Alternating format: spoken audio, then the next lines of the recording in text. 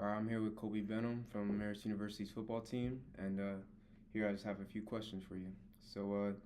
First and foremost, you mind telling me a little bit about your journey of a football player and how you got to Marist? Wow. So, growing up into ninth grade, I played baseball, football, and basketball. Those are the three main sports I played. But ironically, I tried to quit football. I tried to quit football a couple times. Mm-hmm. I originally tried to quit football to play tennis, which I just didn't want to play football anymore.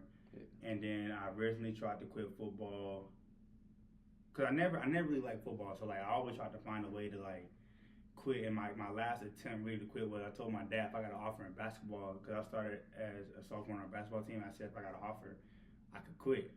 Can I quit? He was like, yeah, if you get an offer, you want to focus on basketball, then you can. So my journey with football, like I never really loved doing it, but the only reason I kept doing it was because like one, like you said in my interview, families want to keep you out of trouble.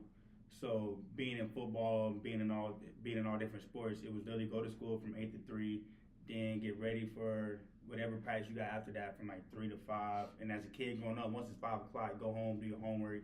It's about 6 or 7. Mom, dad got to cook, and it's time for you to go to bed. Exactly. So like I said, I never really had love for football. I just did it because, like, growing up in sports, you're always taught lessons, and like one of your lessons was never let like your teammate down. And so I was always dependent on like while I was playing football, like I started safety and I started receiver. So the thing that got me through football was like just don't let the guy down next to you because he's doing the same thing that you're doing, whether you like it or not. Like whatever your motivation is, that was just for me. Like okay, I don't like it, but I don't want to let the guy down next to me. And how I got here was because before this whole new coaching staff got here, we had a coach named Coach Kim. He was from Georgia, and I played his high school in the state playoffs.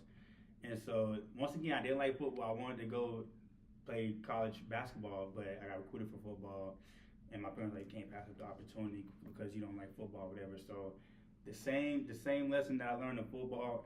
In high school football, like don't let your brother down beside you, is the same thing I applied in college football. Okay. And you talked a lot about your high school football background. So my next question is, what was your favorite memory from high school football? That's a tough one. My favorite memories is probably it's not really a game.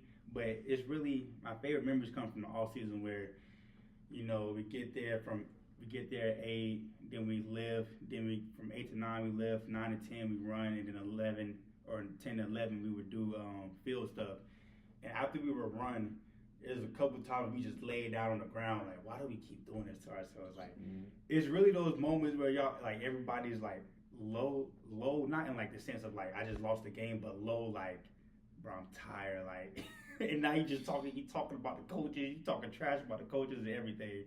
So those like being sad and mad together after like a workout, those like my favorite moments. Okay, that's good.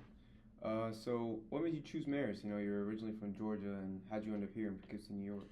So the class of 2021 for high school and 2025 for college. My class was the class that like when coaches found out like your fifth year's got another year, then like my class really was affected by that because a lot of schools started talking to you.